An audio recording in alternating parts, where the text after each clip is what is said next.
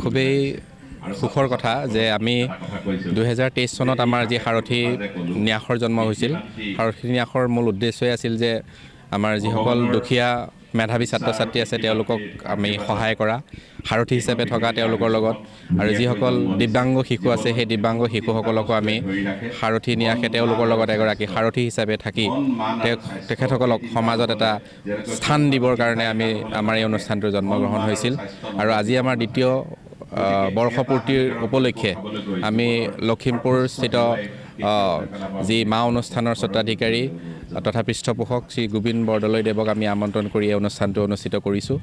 আমাৰ এই অনুষ্ঠানটোৰ পতাৰ মূল উদ্দেশ্য আছিল এইটোৱেই যে ইয়াত আজি আমাৰ অনুষ্ঠানটোত 100 গৰাকী মাতৃক সেৱা ল'বৰ কাৰণে এই অনুষ্ঠানটো অনুষ্ঠিত কৰা হৈছে।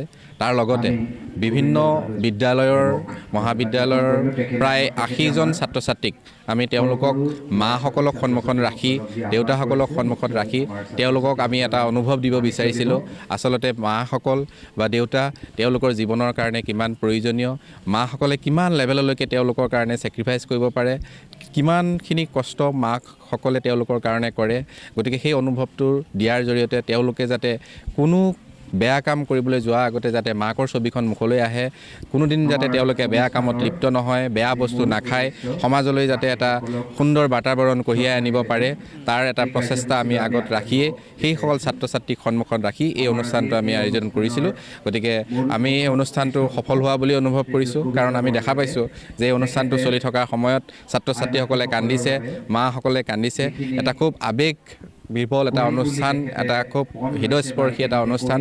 সেই অনুষ্ঠানটোৰ জৰিয়তে সেইসকল ছাত্ৰ ছাত্ৰী উপকৃত হোৱাৰ লগে লগে তেওঁলোকৰ জৰিয়তে আৰু বহু ছাত্ৰ ছাত্ৰী উপকৃত হ'ব বুলি আমি আশা কৰিছোঁ। এয়াই আছিল আমাৰ অনুষ্ঠানটোৰ মূল উদ্দেশ্য।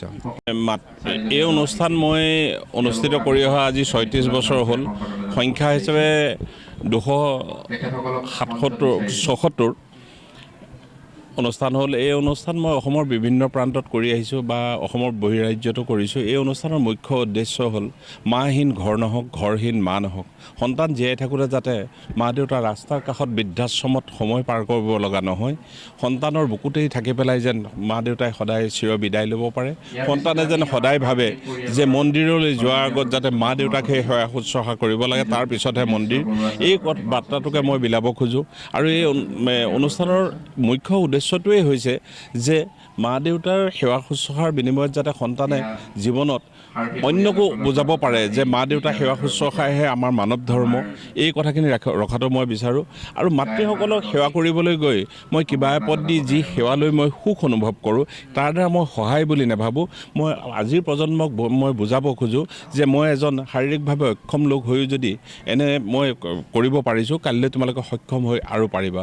ইয়াৰ লগতে ল'ৰা ছোৱালীখিনিক মই এইটো বাৰ্তাও দিব খোজোঁ যে জীৱনটো যাতে আসুৰিক বস্তু খায়, যিবিলাক মাদক দ্ৰব্য খাই ল'ৰা ছোৱালীয়ে জীৱন তছনছ কৰি পেলাইছে, কৰি মা দেউতাৰ বুকুতো কষ্ট দিছে, নিজৰ জীৱনটো শেষ কৰিছে, তেনে কাম নকৰক, সেই বাৰ্তাটো দিব খোজোঁ। আৰু এটা অনুষ্ঠানৰ বিনিময়ত যদি দুজনো বিপথে যোৱা সন্তান ঘূৰি আহে, সেয়াই মোৰ জীৱনৰ সাৰ্থকতা হ'ব বুলি ভাবি পেলাই মই এই অনুষ্ঠানটো কৰি আছোঁ।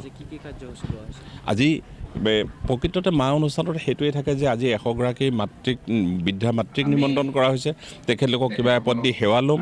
তাৰোপৰি মা গীত মাতেৰে মুখৰিত হৈছে। তাৰোপৰি ন্যাস যি আছে, ন্যাস আৰু এই বিদ্যালয়ৰ তেওঁলোকে যিখিনি গোটাই ৰাখিছে, সকলো মিলাই মাতৃসকলক খোৱা বোৱাৰ এমুঠিলৈকে যোগাৰ কৰি আমি এই অনুষ্ঠানটো আগবঢ়াই দিম।